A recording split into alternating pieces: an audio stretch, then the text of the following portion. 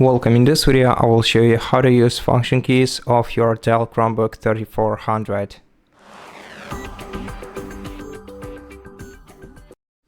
So the function keys are located in the top row of your device's keyboard right here, and they serve different functions. For example, the first two are used to navigate between pages.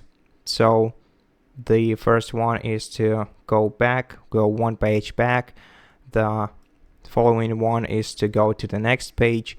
Now the third button is for refreshing or reloading the page. The fourth button is for putting your application or window on a full screen. Then this one is for accessing the virtual desktops. These two are for adjusting brightness of the display, and the last three buttons are for regulating your sound volume. So this one will mute your sound, this will decrease the sound level, and this one will increase or unmute the sound of your laptop. And that's pretty much it. Thank you for watching this video. If it helped you, please consider subscribing to our channel, leave us a like and a comment below, and I'll see you in the next one.